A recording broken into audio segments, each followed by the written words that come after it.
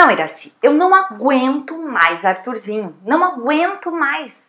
Não, eu não sei mais o que fazer com esse menino. Eu sei que ele é meu filho, eu sei que eu devia saber, mas eu não consigo botar Arthurzinho na cama, eu não consigo fazer ele dormir na hora. Eu não sei o que fazer. Iraci, tu para com isso. Iraci, não fica dizendo isso pra mim. Eu sei que ele já tem 16 anos. Eu não tô tratando ele como um bebê. Mas, por favor, ele tem que ir pra cama no horário certo. Eu não sei mais o que fazer, não aguento mais. Sério que tu vai ficar ouvindo a conversa dos outros no telefone? Mas cadê tua educação? Por favor, que isso? Não, Iraci, não é com você que eu tô falando. Não, e para de me tratar assim, Iraci, senão é o seguinte, vai acabar com a nossa amizade.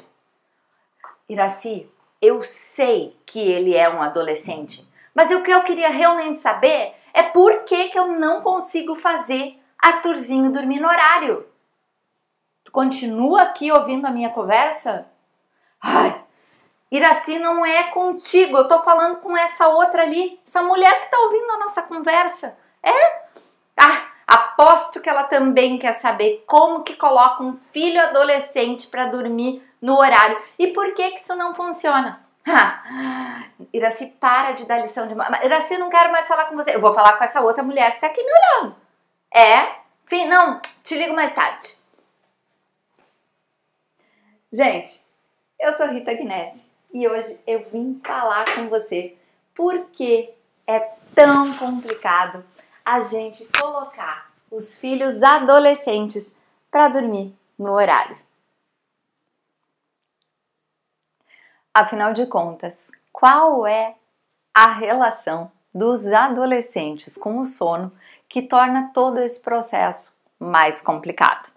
A primeira coisa, a Iraci estava tentando contar para a Madalena pelo telefone, é a gente perceber que os nossos filhos trocaram de fase. É entender que eles não são mais crianças e que eles estão passando por uma fase de grande intensidade, que é a adolescência. Essa linha nem sempre fica claro e nem sempre é fácil aceitar isso com as mudanças que vêm ocorrendo. E essa clareza e essa tranquilidade de perceber que a vida está seguindo o seu curso é muito importante. A gente fez isso com essa brincadeira da Iraci e da Madalena e do Arthurzinho, afinal de contas. Arthurzinho, nosso exemplo, tem 16 anos e a mãe está tendo dificuldade de colocar esse filho para dormir. Como assim botar na cama? Não, é desenhar uma rotina de fechamento do dia, uma rotina do sono que realmente funcione para esse momento da vida dos adolescentes. E é isso que a gente vai ver aqui hoje. Existem 3 grandes fatores que interferem no sono do adolescente. São as razões biológicas, as razões tecnológicas e as razões comportamentais. E a gente vai ver cada uma delas exatamente como influencia e como a gente pode lidar com cada uma delas. A primeira delas que a gente vai trabalhar é as questões biológicas. Todo mundo fala que na adolescência é um período de muita intensidade, muita alteração, fala-se muito de picos hormonais, fala-se muito desse período e dessa inconstância e instabilidade que os adolescentes têm. Tudo isso é verdade, mas eu queria trazer um parâmetro muito bacana aqui para a gente entender como é que tudo isso se reflete na questão do sono dos adolescentes. Para isso eu vou voltar um pouquinho atrás para te dar uma explicação. Quando o dia escurece, certo? A gente tem a produção de um hormônio chamado melatonina. O dia está anoitecendo, a gente começa a produzir esse hormônio e esse hormônio ele vai induzir a nossa sensação de sonolência, ele vai começar a nos colocar num estado de preparação para o repouso. Quando o dia começa a amanhecer, outro regulador entra em jogo e se chama cortisol. O cortisol nos desperta, ele começa a nos colocar pronto para que a gente possa viver o dia.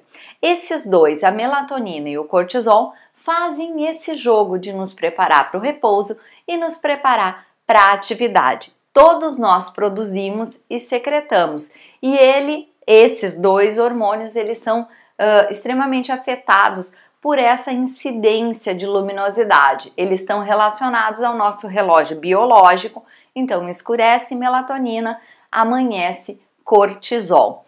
Agora eu vou te fazer uma comparação. Isso acontece com todo mundo, crianças, adolescentes, adultos e os idosos também. Mas acontece da mesma maneira? Não. E aqui vem. Olha que interessante, eu vou fazer uma linha do tempo, ok? E aqui, por volta do horário que escurece, começa a melatonina a atuar num adulto. Vamos falar aqui de um adulto saudável, ok? E passada a noite, quando chega o horário do amanhecer, o cortisol começa a atuar e a gente se prepara para a atividade. Isso é o que acontece com o adulto. Agora presta atenção no que acontece com o adolescente. Não é igual, Rita? Não, não é igual. E saber disso enquanto pai e mãe faz toda a diferença para entender biologicamente por que é tão difícil colocar um adolescente na cama no horário estabelecido. Presta atenção aqui. Essa vai ser a linha do tempo do nosso adolescente, ok? O tempo que escurece e que amanhece é o mesmo. No entanto, as alterações que estão acontecendo nesse organismo, a cascata hormonal, tudo aquilo que a gente sabe que envolve essa fase de transformação da passagem do estágio da infância para a questão adulta, faz com que a produção desses dois hormônios seja alterada no adolescente. Ela sofre um atraso. Um atraso na sua produção. Ao invés da melatonina entrar na hora que começa a escurecer, ela tende a ter um atraso de até 2 horas na sua excreção. E a mesma coisa acontece de manhã com o cortisol. O time do adolescente, ele é diferente do adulto. Demora mais para essa melatonina chegar num pico adequado. O atraso é em torno de 2 horas. E é por isso também, pelo atraso, eu coloco entre aspas atraso porque isso é fisiológico, não é um problema. Mas dentro da rotina familiar acaba gerando um problema em relação a esse atraso. E aí, o atraso do cortisol em cerca de 2 horas faz com que o adolescente tenha muito sono de manhã. A explicação para isso, ela é biológica. E tanto é verdade que vários estudos comprovaram isso, que os ingleses e os americanos alteraram os horários escolares para essa faixa etária justamente por entender isso. As aulas lá começam a partir das 9 horas e se estendem até o meio da tarde, entendendo que o adolescente tem esse time diferente. Sabe o que aconteceu por lá? Aconteceu que os adolescentes têm melhor aproveitamento, melhor rendimento, melhoraram as suas notas, reduziu o número de adolescentes deprimidos dentro desse estudo que foi feito simplesmente modificando o horário das atividades desses adolescentes, porque houve um entendimento de que biologicamente existe uma alteração durante esse período na produção dos hormônios responsáveis pelo repouso e pela atividade. É possível fazer isso aqui no Brasil? Não, não é possível. O que a gente pode fazer é divulgar esse conhecimento, é trazer realmente ao entendimento da população essa diferença, porque muda a forma como nós, pais, compreendemos essa questão do adolescente. Mas existem formas da gente manejar essa questão. Por exemplo, se eu tenho conhecimento de que há um atraso de 2 horas nessa questão para o adolescente, talvez seja o caso de eu antecipar um pouco as condições desse ambiente familiar para que esse processo se inicie um pouco antes, para que eu possa entregar para esse adolescente exatamente aquilo que ele precisa. Mas eu te falei que não era só a questão biológica que interferia. A gente tem mais 2 fatores e a gente vai ver eles agora. A outra questão é a questão tecnológica, que é uma coisa que a gente não pode fugir nos dias atuais. Veio para ficar, veio realmente para fazer parte da nossa rotina, mas a gente tem que entender a interferência onde essa tecnologia é positiva e onde essa tecnologia nos traz condições que não sejam favoráveis. Eu mantive aqui aquele desenho da parte biológica, já frisando aquele atraso na produção hormonal. E eu não sei exatamente se você atentou para esse fato enquanto eu estava falando, mas a melatonina, ela é inicialmente produzida quando começa a escurecer. E o cortisol, ele é produzido quando começa a amanhecer, começa a clarear o dia. Opa, atentei para uma coisa. Essa produção hormonal da melatonina e do cortisol é influenciado pelo quê? Pela luz. E a luminosidade dos equipamentos tecnológicos influencia diretamente nesse processo. E durante a adolescência, isso ainda é mais pronunciado, porque os adolescentes, pela intensidade, estão mais sensíveis nessa produção. Ou seja, uma luminosidade que afeta um adulto é de uma determinada potência. Para um adolescente, uma luminosidade muito menor é capaz de fazer uma interferência muito maior. Então, a forma como a gente lida com os aparelhos tecnológicos em relação aos adolescentes no final do dia faz toda a diferença. Por que será que um adolescente é capaz de passar toda a madrugada em frente a um videogame sem sentir sonolência? Porque esse processo está sendo alterado pela luminosidade do aparelho, além do estímulo todo que está acontecendo ali. A forma como nós lidamos com os equipamentos tecnológicos influenciam diretamente nesse processo, quando adulto, que dirá adolescente. Então, presta atenção, eu já tenho um atraso natural, biológico, fisiológico para esse adolescente. Se eu ainda mantenho os estímulos presentes, a tendência é que esse horário se prolongue muito além do desejado. E a gente tem os efeitos não só aqui de um adolescente que vai dormir muito tarde, mas aqui ele tem pouca capacidade de produção, de ativação, de realmente aproveitar o dia. E a gente acaba tendo um acúmulo e esse acúmulo vai revertendo numa série de complicações cumulativas.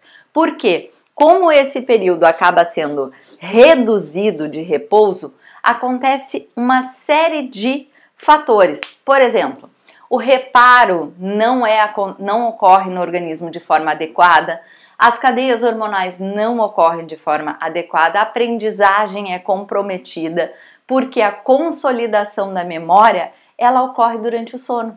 Só que é necessário que se passe pela fase 1, pela fase 2, pela fase 3 e pela fase REM para que isso aconteça. No momento que esse horário é reduzido, uma vez que esse adolescente vai dormir muito tarde, mas ele acorda no mesmo horário, pelas necessidades do meio externo, isso não acontece.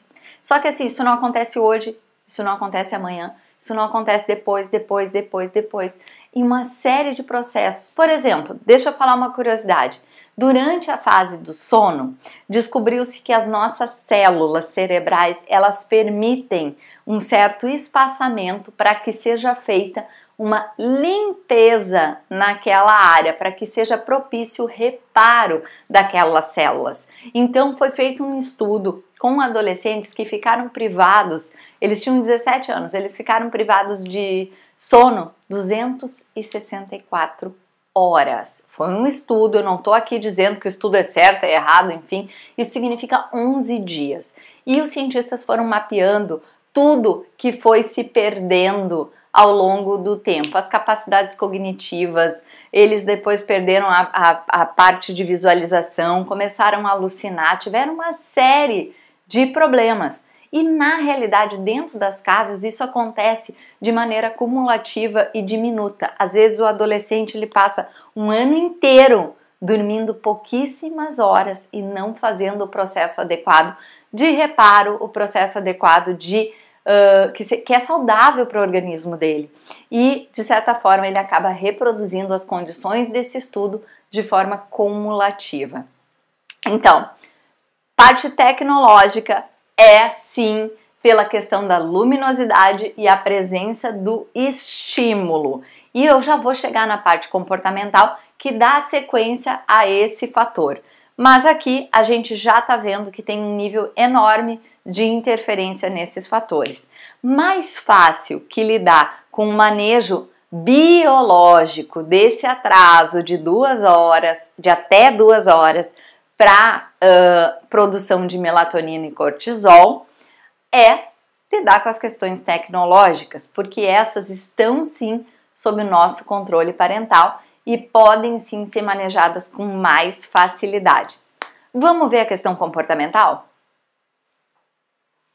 A questão comportamental agora. Somado à questão biológica das produções hormonais, a questão tecnológica do manejo dos equipamentos eletrônicos em relação à luminosidade, a gente tem as questões comportamentais. Muitos pais nessa hora, eles estabelecem um horário para o filho dormir e esperam desse adolescente que ele tenha o juízo, a sabedoria, a sapiência de desligar o celular e ir dormir, desligar o videogame e dizer: ah, eu sei que este momento é hora de dormir. Não, a Iraci já disse, a Madalena já disse, isso não acontece. Não é assim que funciona. E sabe por quê? A gente está exigindo desse adolescente uma coisa que ele não pode nos dar. Não significa que a gente vai passar a subestimar a potencialidade dele, mas a gente, enquanto pai e mãe, precisa entender isso. Existem diversas áreas do nosso cérebro se desenvolvendo ao longo da nossa vida. A área do cérebro responsável pelo poder de decisão, pelo raciocínio lógico, por toda essa parte de pontualidade e tal, é o córtex frontal. E o córtex frontal, ele começa a se desenvolver na adolescência e ele termina o seu desenvolvimento por volta dos 30 anos. Ou seja, o juízo, ele está relacionado a essa área do cérebro, a capacidade de tomar decisões por raciocínio lógico. E isso não está completamente desenvolvido nessa faixa etária. Significa que meu filho é um incapaz? Não, não significa. Ele está em desenvolvimento. Mas você não pode exigir que ele dê uma resposta compatível com esse desenvolvimento completo. Ele não vai simplesmente ter o juízo de desligar o aparelho. Nesse momento, é necessário que você seja o córtex frontal do seu filho, uma vez que não está desenvolvido. É preciso que você tenha limites claros, que você seja firme, porque você está entendendo o que se passa nos bastidores da adolescência em relação ao sono. Você entendeu que há componentes biológicos, você entendeu que há componentes de interferência tecnológicos e tem os comportamentais. E eles estão diretamente relacionados a essa questão do cérebro não estar completamente desenvolvido. Então, olha que interessante. O adolescente, ele tem perfeitamente desenvolvido, amplamente desenvolvido, o setor dos prazeres. E os prazeres aqui, eles são na sua amplitude. Jogar videogame, passar de fase, tudo isso é prazer, sim, e isso está muito desenvolvido. Mas o raciocínio lógico, o poder de decisão lógica, ele não está desenvolvido. Olha para essa balança, me diz qual é a conclusão que você chega. Que ele vai se apegar a esse lado que está bem desenvolvido, que está gerando prazer, que está sendo bacana, ou ele vai pelo juízo que ele não tem desenvolvido? Não vai. Não vai. Então não exige o que ele não pode te dar. Você precisa ajudar a construir esse equilíbrio. Em alguns momentos interferindo, em alguns momentos colocando limites, em alguns momentos colocando a sua postura de pai e de mãe. Não dá ainda pra gente ser amiguinho, bater no ombro e dizer tá tudo bem. Ele não é um mini adulto, ele é um adolescente em desenvolvimento e precisa que você se posicione enquanto mãe, enquanto pai, que você seja o córtex frontal que ele ainda não tem, para estabelecer os limites e equilibrar tudo isso que está acontecendo. Isso tudo é o que eu diria para Madalena, amiga da Iraci, para que ela possa manejar. Então, o entendimento da cadeia hormonal. Começa o processo antes com esse adolescente. Segundo, compreenda que ele tem um pouco mais de sono de manhã, como que você pode lidar para aliviar. No entanto, perceba que se você deixar com privação de sono cumulativa, os efeitos são de longo prazo e vão afetar a saúde desse adolescente. Você precisa gastar uma energia em fazer com que esse processo seja adequado. Regule a questão do uso de tecnologia. Celular no quarto? Para quê? Não é hora do celular. Ah, mas o despertador, compre um despertador analógico, um outro despertador, ajude o seu filho a se ajudar. Você é que tem o raciocínio lógico. E o terceiro é a questão comportamental. Entenda como funciona o processo desse adolescente para então lidar da forma mais adequada. É fácil, gente? Não é fácil, mas conhecer os bastidores vai te ajudar a tomar a melhor decisão no melhor momento.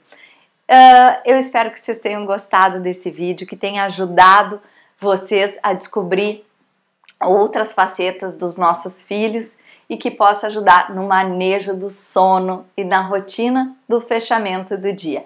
Além de, é claro, trazer mais tranquilidade, mais saúde, mais leveza para essa vida, para que a gente possa curtir a maternidade.